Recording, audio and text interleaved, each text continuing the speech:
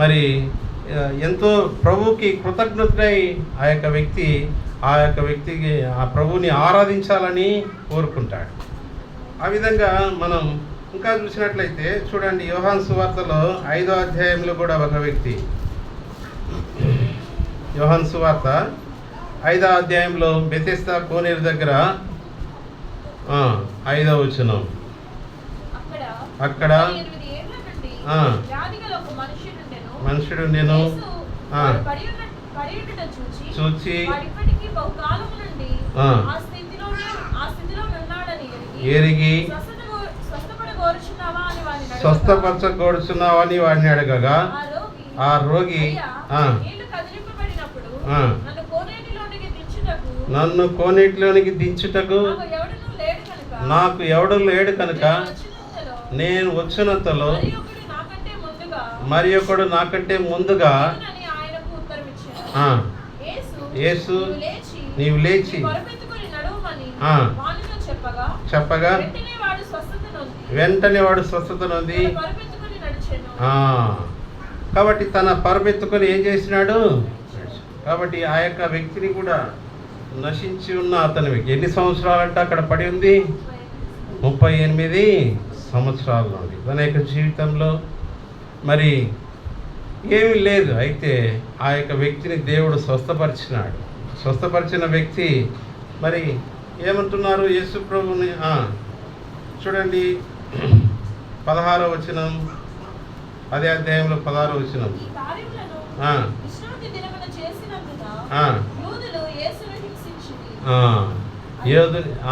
చదవండి. అయితే యేసు నా తండ్రి ఉత్తరమిచ్చి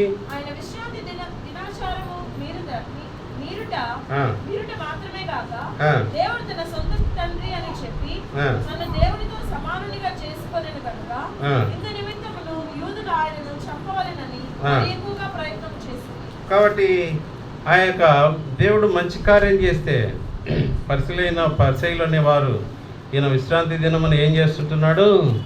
స్వస్థపరుస్తుంటున్నాడు. కాబట్టి విశ్రాంతి దినమును మీరి ఉన్నాడు. కాబట్టి ఇది ఆయన వారు అంగీకరించలేదు. అయితే యేసుక్రీస్తు ప్రభువారు అతన్ని స్వస్థపరిచినాడు, అతన్ని విడిపించినాడు. ఆయన నిన్ను దేవుడు వాక్యం నిన్ను స్వస్థపరిచి యెహోవాను నేనే, ఆయన పొందిన దెబ్బల చేత మనకు స్వస్థత. కాబట్టి ఈ 4వ విషయం, ఆ యొక్క కోనేరు దగ్గర పడి ఉన్న వ్యక్తి దేవుడు స్వస్థపరిచినాడు. ఇంకా చూడండి యెహెజ్కేలు గ్రంథంలో 16వ అధ్యాయంలో చూసినట్లయితే 16వ అధ్యాయం 4వ వచనం.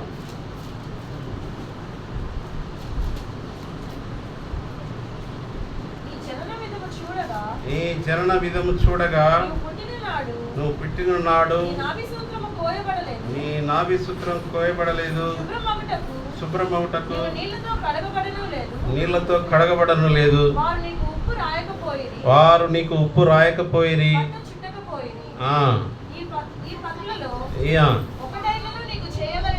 ఈ పనుల్లో ఒకటైనా నీకు చేయవలనని ఎవరునూ కటాక్షింపలేదు. నీ యందు జాలిపడిన వాడు ఒకడునూ లేదు కదా. బయట నేలను పారవేయబడి ఎట్టా ఉన్నామంట? చూడ హాస్యంగా ఉంటుంది. అయితే నేను నీ వద్దకు వచ్చి రక్తంలో పొర్లుచున్న నిన్ను చూచి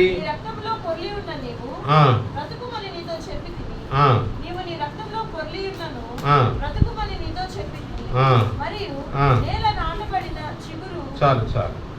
కాబట్టి ఇక్కడ చూసినట్లయితే నేను నీ వద్దకు వచ్చి రక్తంలో పొలుచున్న నిన్ను చూచి నీ రక్తంలో పొలుచున్న నీవు బ్రతుకుమని నీతో చెప్పింది. కాబట్టి ఆయన రక్తంలో పొల్లి ఉన్న మనతో మనం బ్రతుకుమని చెప్పినప్పుడు మన ఎందుకు చూసినట్లయితే ఏమంటున్నాడు? ఈ పనుల్లో ఒకటి అయిన నీకు చెవును ఎవరును కటాక్షింపలేదు, నీ యందు జాలిపడి వాడు ఎవడును. కాబట్టి నీవు పుట్టబడిన నాడే బయట నేలకు పారవేయబడి చూడ రహస్యంగా ఉంటుంది. అయితే వీటన్నిటిలో విషయంలో ప్రభు మనం పాపము పాపం నుండి, శాపం నుండి 1 యోహాను 1:7 ప్రకారం చూసినట్లయితే ఆయన కుమారుడైన యేసుక్రీస్తు రక్తం ఏం చేస్తుందంట? ప్రతి పాపమును కడిగి మనల్ని ఏం చేస్తుందంట? కాబట్టి పాపంలో ఉన్నటువంటి మనల్ని, అంటే చచ్చి ఉన్న మనల్ని యేసుక్రీస్తు ప్రభు వారు చూసి బ్రతకమని చెప్పినాడంట. అప్పుడు మనం బ్రతికేవారిగా అయ్యాం. కాబట్టి ఈ విషయంలో ఈ విధంగా ఉంటుంది. ఇంకా చూసినట్లయితే చూడండి, మత్తయి సువార్త 14వ అధ్యాయం, మత్తయి సువార్త 14వ అధ్యాయం 26, 27. మత్తయి సువార్త 14వ అధ్యాయం. ఆయన సముద్రం మీద నడుచుట శిష్యులు చూసి తొందరపడి భూతమని చెప్పుకొని భయం చేత కేకలు వేసిరి. వెంటనే యేసు ధైర్యం తెచ్చుకుని నేనే, భయపడకూడని వారితో చెప్ప. కాబట్టి ఇక్కడ చూసినట్లయితే దోణిలో యేసుక్రీస్తు ప్రభువారు ఉన్నారు. అయితే ఆయన సముద్రం మీద నడుచుట చూసి శిష్యులు చూసి 26వ వచనం, ఆయన సముద్రం మీద నడుచుట శిష్యులు చూసి తొందరపడి. కాబట్టి ఇక్కడ చూసినట్లయితే యేసుక్రీస్తు ప్రభువారు వాళ్ళను సందర్శిస్తుంటున్నాడు.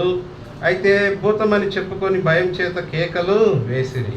యేసు ప్రభువారు వాళ్ళకి ఇచ్చిన మాట ఏంటంటే, యేసు ధైర్యం తెచ్చుకొని నేనే, భయపడుకొనని. అదే పేతురు చూసినాడు 28వ వచనంలో చదివినట్లయితే, ప్రభువా నీవే అయితే నీళ్ళ మీద నడిచి నాకు సెలవిమ్మని ఆయనతో ఆనెను. ఆయన రమ్మనగానే పేతురు దోణి దిగి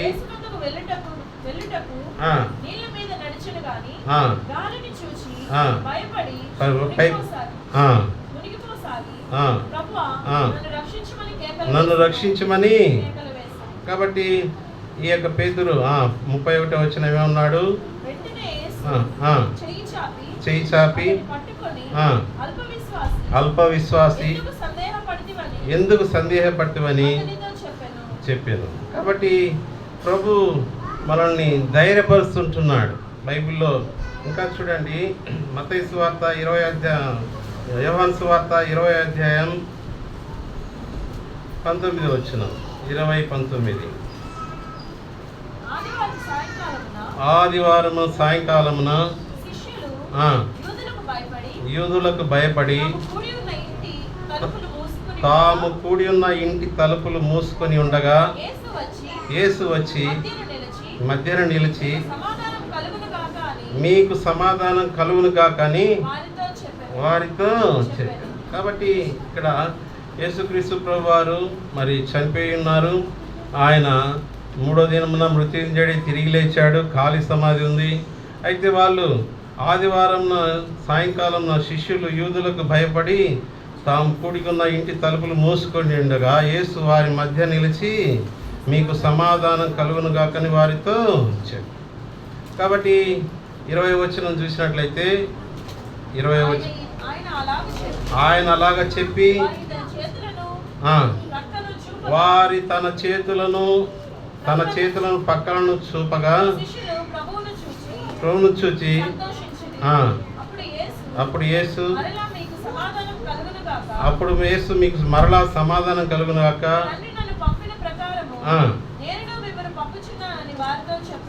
వారితో చెప్పాడు. కాబట్టి ప్రభు మనల్ని ధైర్యపరుస్తుంటున్నాడు. ఇక్కడ 2వ విషయం చూసినట్లయితే సమాధానం ఇస్తుంటున్నాడు. ఇంకా చూసినట్లయితే లూకాసు వార్తలో 24వ అధ్యాయం 15వ వచనంలో చూసినట్లయితే, లూకాసు వార్త 24వ అధ్యాయం, వారు సంభాషించుచు ఆలోచించుకొనిచుండగా యేసు తానే దగ్గరకు వచ్చి వారితో కూడా ఏం చేశాడు? నడిచెను.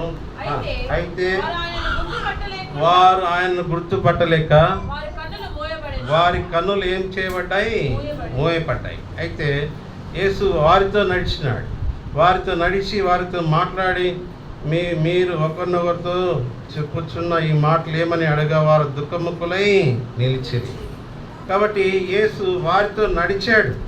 ప్రభు కూడా ఈ యొక్క ఉదయకాల సమయంలో ఏప్రిల్ రాసిన పత్రికలో చూసినట్లయితే, మరి ఆదికాండంలో చూసినట్లయితే హానోకు తోటి కూడా దేవుడు ఏం చేశాడు? నడిచాడు. కాబట్టి ఇక్కడ ఏప్రిల్ రాసిన పత్రిక చూడండి, 11వ అధ్యాయం 6వ వచనం. విశ్వాసం లేకుండా దేవుడికి ఇష్టడేంట అసాధ్యము. దేవుని యొద్దకు వచ్చువాడు ఆయన ఉన్నాడని తన్ను వెతుకు వారికి ఫలం దయచేవాడని నమ్మవలెను కదా. చాలు. కాబట్టి ఆయన మరి ఆయన హానోకు తోటి మరి నడిచినాడు. అయితే అబ్రహాంతో చూసినట్లయితే ఆయన నా స్నేహితుడు అన్నాడు. మూడు సార్లు పర్యాయంలో చూడండి. 2 దినవృత్తాంతములు 27వ అధ్యాయం చూసినట్లయితే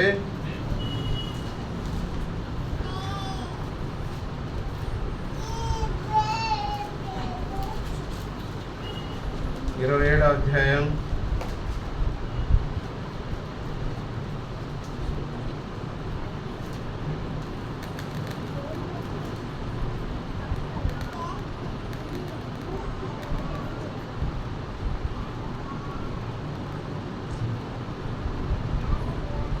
'అబ్రహాం గురించి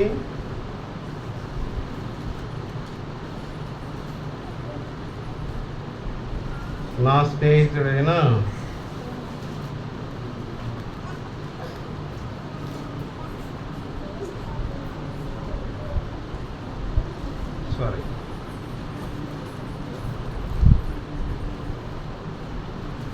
సరే ఇదే అధ్యాయంలో ఉంది. మనం సరే అది వదిలేసేయండి.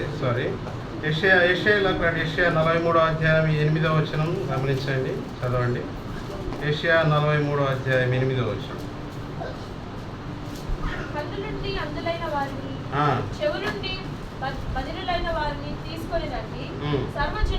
సర్వజనులారా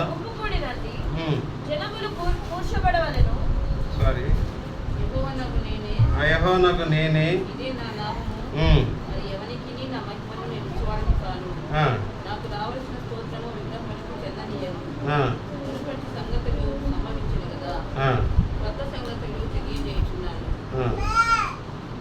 లేదు, సారీ, నా స్నేహితుడైన అబ్రహాం అని ఉంటుంది.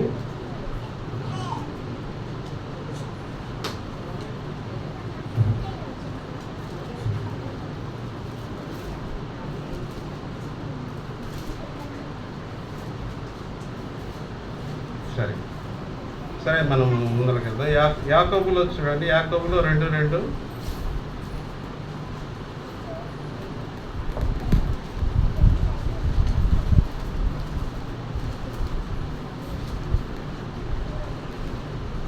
యాకోబు రాసిన పత్రిక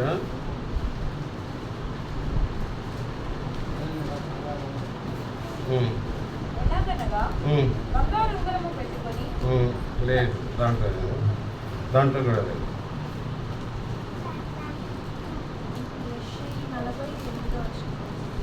చదువు సిస్టర్. నా సేవకుడైన ఇశ్రాయేలు నేను ఏర్పరచుకున్న యాకోబు నా స్నేహితుడైన అబ్రహాము సంతానం. ఇది యాకోబులో కూడా ఉంది.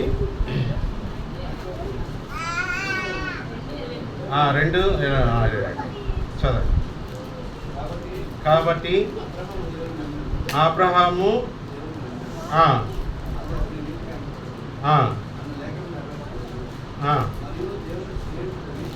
దేవుని స్నేహితుడైన అతనికి పేరు కలిగింది. కాబట్టి ఆయన మనతో నడిచాడు, మనల్ని ధైర్యపరిచాడు, మనల్ని జీవింపజేశాడు. రెండవదిగా నశించిన మనల్ని వెతికి రక్షించాడు. మనం చూసినట్లయితే మరి ఆ యొక్క జక్కయ్య విషయంలో వెతికి రక్షించాడు, సమరయ స్త్రీ విషయంలో వెతికి రక్షించాడు. అదేవిధంగా 38 సంవత్సరాల నుంచి కోనేరు దగ్గర పడి ఉన్న వ్యక్తిని దేవుడు వెతికి రక్షించాడు. ఆ యొక్క మంచి సమరయుడు ఆ యొక్క గాయపడిన వాడిని మీద మరి వారి ముందల వచ్చినట్లయితే వాళ్ళు చూస్తూ వారి దారిలో వెళ్ళిపోయారు. అయితే వారి మీద జాలిపడి తన గాయములు కట్టినాడు మంచి సమరయుడు. ఆ విధంగా అదేవిధంగా ఈ యొక్క మరి యెహెజ్కేలులో చూస్తే రక్తంతో పొల్లి ఉన్న మనల్ని మనల్ని చూసి మనల్ని శుభ్రపరిచి ఆయన నీవు బతుకు అని అన్నాడు. ఆ విధంగా మనల్ని జీవింపజేశాడు. అంటే పాపంలో, శాపంలో, మరణములకు సమీపస్తులైన మనల్ని యేసుక్రీస్తు ప్రభువారు తన యొక్క వాక్కును పంపించి మనల్ని పరిశుద్ధపరిచి పవిత్రపరిచి మరి పరలోక రాజ్యానికి వారసులుగా చేశాడు. ఇంకా లాస్ట్లో చూసినట్లయితే ఒక వచనం చదువుకొని కీర్తనలు 40 అధ్యాయంలో 1-3 వచనాలు. కీర్తనలు 40. యెహోవా కొరకు నేను సహనంతో కనిపెట్టుకుంటుని, ఆయన నాకు చెవియొగ్గి నా మొర ఆలకించెను. కీర్తనలు 40 అధ్యాయం 1-3 వచనం. నాశనకరమగు గుంటలో నుండి, జిగట గల దొంగ ఊబిలో నుండి ఆయన నన్ను పైకెత్తెను. నా పాదములు బండ మీద నిలిపి నా అడుగులను స్థిరపరచెను. 3వ వచనం కూడా చదువుకుంది. తన స్తోత్ర రూపమగు కొత్త గీతమును మన దేవుడు నా నోట ఉంచెను. అనేకులు దాన్ని చూచి భయభక్తులు కలిగి యెహోవా యందు. కాబట్టి దావీదు అంటున్నాడు, నాశనకరమైన గుంటలో ఉండి ఆయన నన్ను, జిగటగల దొంగ ఊబిలో ఉండి ఆయన నన్ను పైకి, నా పాదములు బండ మీద నిలిపి నా అడుగులను. కాబట్టి జిగటగల దొంగ ఊబి అనేది దాంట్లో పడ్డ వ్యక్తి పైకి రాలేడు. ఆ విధంగా ప్రభు మనల్ని ఒకరు సహాయం చేయాలి. అయితే ప్రభు మనల్ని దాంట్లో ఊబిలో ఉండి పైకి లేవనెత్తాడు. దాంట్లో పడ్డ వ్యక్తులు రాలేరు. అయితే దేవుడు సహాయం, ఆయన నన్ను పైకి ఎత్తెను, నా పాదములు బండ మీద నిలిపి నా అడుగులను. కాబట్టి ఆ బండ ప్రభువైన యేసుక్రీస్తు వారు. కాబట్టి ఆ యొక్క అంతేకాకుండా తనకు స్తోత్ర రూపం కొత్త గీతమును మన దేవుడు నా నోట. కాబట్టి ఈ యొక్క ఉదయకాల సమయంలో ఇన్ని మేలు చేసిన ప్రభుకి మనం ఏమి హృదయమారా దేవుడు ఆరాధించాలని కోరుకుంటున్నాడు. దేవుడు ఉద్దేశం మన వెతికి రక్షించినది ఈ లోకంలో ప్రభువుని ఆరాధించాలనే ఉద్దేశం. దేవుణ్ణి ఆరాధించాలి, దేవుణ్ణి ఘనపరచాలి, దేవుణ్ణి మహింపరచాలి. కాబట్టి ఆరాధనకే దేవుడు మరి పరలోకంలో దేవుడు ఆ యొక్క ఆరాధన ఉంటుంది. అయితే భూలోకంలో కూడా తనకి ఆరాధించేవారు, తను అట్టి వారిని వెతుకుచున్నాడు. మనం చూసాం పుట్టినోట్లో 4వ అధ్యాయంలో ఎట్టివారు కావాలని కోరుకుంటున్నాడు, యథార్థంగా ఆరాధించేవారు. 4:24లో అది చదువుకొని మనం ఆరాధనకు వెళ్దాం. యోహాను సువార్త 4వ అధ్యాయం 23వ వచనం. అయితే యథార్థంగా ఆరాధించేవారు ఆత్మతోనూ సత్యంతోనూ ఆ తండ్రిని ఆరాధించు కాలం వచ్చుచున్నది. కాబట్టి అది ఇప్పుడే వచ్చినది. తను ఆరాధించేవారు అట్టి వారే కావాలని తండ్రి వెతుకుచున్నాడు, కోరుచున్నాడు, వెతుకుచున్నాడు. కాబట్టి 5గురిని వెతికాడు దేవుడు. ఒకరిని సమరయ స్త్రీని, 2 ఎవరిని జక్కయ్యని, 3 ఎవరిని 3వ వ్యక్తిని చూసినట్లయితే బెతెస్దా అనే కోనేరు దగ్గర ఉన్న 38 సంవత్సరాల నుండి పడిన వ్యక్తిని, 4వది మంచి సమరయుడిగా గాయపడిన వ్యక్తిని ఏం చేసినాడు దేవుడు వెతికి పూటకూల వానికి ఇంటికి అప్పచెప్పినాడు. 4వది అయితే యెహెజ్కేలులో చూసినట్లయితే రక్తంలో పొర్లి ఉన్న 5 విషయాలు.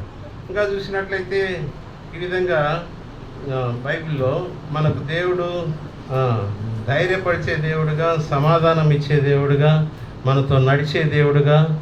అబ్రహాంతో చూసినట్లయితే నా స్నేహితుడైన అబ్రహాం, మనతో స్నేహం చేసే దేవుడుగా అంటాడు ఇర్మియాలో, శాశ్వతమైన ప్రేమతో నేను నిన్ను విడవగని ఎడలా. కాబట్టి దేవుడు మనల్ని ప్రేమిస్తూ మనం విడకమడేలా కృప చూపిస్తున్నాడు. కాబట్టి ఇటువంటి తలంపులతో ప్రభుని యొక్క ఉదయకాల సమయంలో ప్రభుని ఆరాధించుటకు ప్రభు మనకు సహాయం. ఆరాధించున్నాం. ఒక సోదరి, ఒక సహోదరుడు మారి ప్రభుని ఆరాధించారు.